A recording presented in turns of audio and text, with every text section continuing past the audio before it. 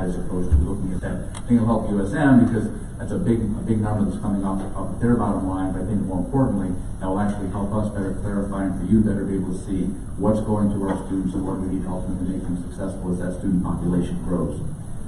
We will also be working with USM over the course of the next months for the FY22 budget and final, so we're really taking a much more active approach with USM in that process. We ask that in the coming year that you be vigilant. Obviously, you're very interested in higher education. You've been very supportive of Montgomery College and USG. But continue to focus on what those education needs of Montgomery County need to be in front and center in your conversations with the Chancellor and university officers, particularly those at College Park, UMBC, and UMB. We also ask that you be vigilant with us. We as the Board of Advisors at USG in making sure that we are continuing to move forward to put recommendations from the Commission report into place. Our intent as a board, and really taking a much more proactive approach over the last few years, has been to lay a solid foundation so that USG can really be the entity that I think we all hope that it will be, to serve 8, 10, 12,000 students and be able to be a true pipeline for STEM workforce and other workers within our community. And so in order to get there, we really got to get these recommendations put in place. This past week, actually, we've begun the search to identify the new leader of USG. We can't replace Stu, but we do need someone to actually run the institution when he retires this summer. And so in that process, the search committee met, and so we are beginning to identify what is the title of the position. I think that's an important issue.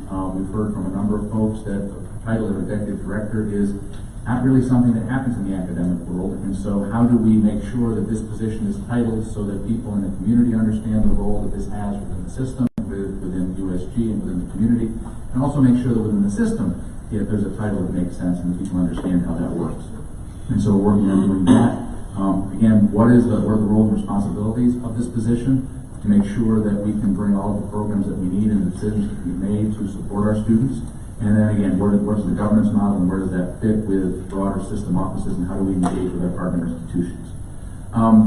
With the further delay of CCT, we are working on several other short-term transportation solutions, including a shuttle with UMBC that will connect us to Baltimore campuses as well as making stops in the county.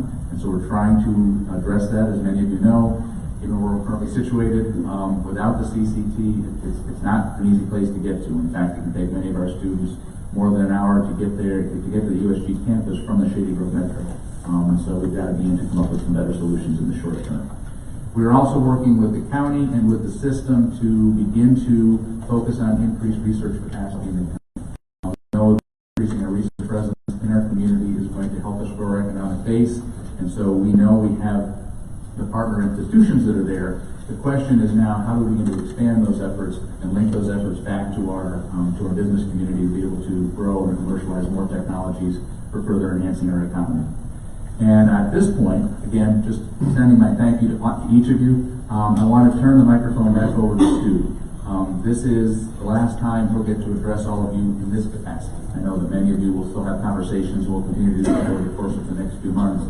But to come down and address you as a delegation, Stu will be retiring this summer, and the reason that we are, the reason the student, you see the type of student success that we have, and the reason that USG has the visibility that it does is because of the vision and the guidance and leadership that Stu has provided over these past 20 years. And so I just want to say thank you to him. We'll do this many more times, but he has been an amazing individual to learn from, work with, and mentor the students who have graduated from this institution. So I just want to give him a minute to say his final words to you guys in this capacity. Now, this will likely be the last time I address you in this forum as the executive director of USG. It's been a privilege for me to work at USG and to help us to grow. I want to thank you, the delegation, people here in the room, and in previous years, members of the delegation have been extremely supportive of USG.